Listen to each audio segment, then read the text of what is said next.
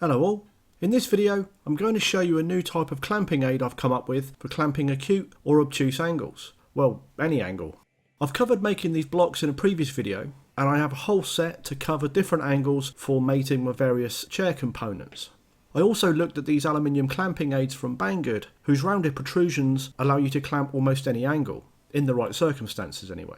Here though is the unupholstered frame of my new club chair design. This curved armrest is a glue lam, obviously coming out of its former with the curve, and it gets glued to the top of this front leg, which is angled at 15 degrees.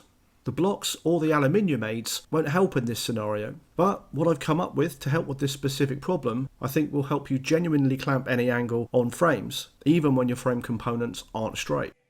To make the new clamping aids then, I have here some squares I made from a 4mm thick rip that was destined for the scrap, and some short 30mm diameter dowels I made from a scrapped chair leg. And it's quite important this bit is round. I've cut my dowels 40mm long to leave ample room for the clamp jaws.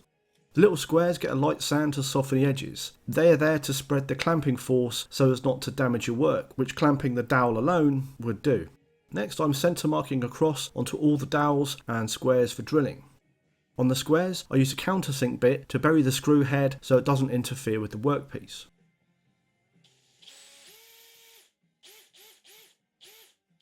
Then I swap to a small drill bit to pre-drill the dowel.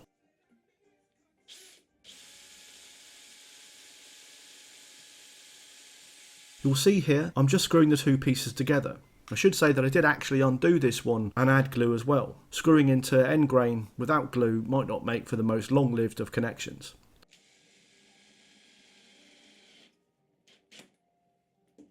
And that's it, our device is ready, so let's put it to work.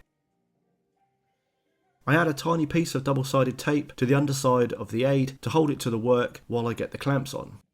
You can see here I'm taking a second adding the aid to the leg. If you saw my original video about clamping angles, you might remember me mentioning aligning to a shoot-through line that goes through the centre of the joint. The same applies to these.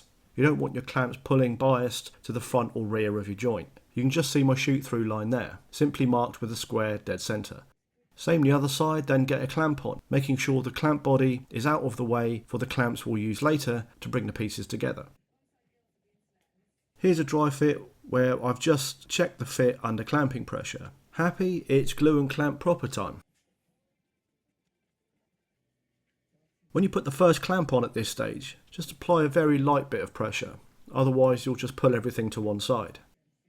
When the second clamp is on, you can start building up the pressure on each side until you're happy the joint is closed.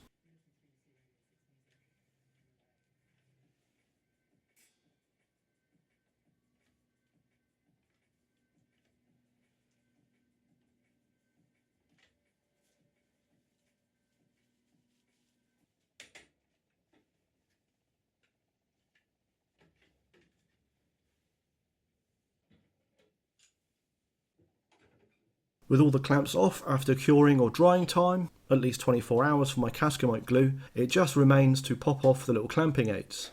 If the tape is still on the wood and a bit stubborn, just use a little scraper to remove it. Hopefully you can see here the joints worked out very nicely, and not just these ones. I use these clamping aids regularly now for most of my work.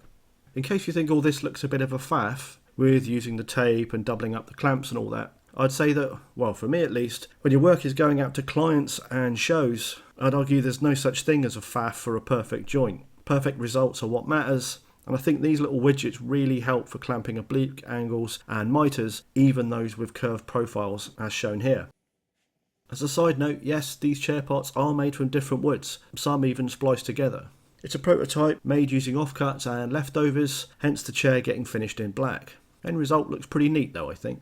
I hope this little clamping widget is interesting or of help to some of you. Please go ahead and share it if you think others could make use of it. I'll try and leave the usual relevant links and complimentary videos and bits in the description. Like, sub and or donate via the thanks button if you're so inclined. And as ever, if you've made it this far, thanks for watching.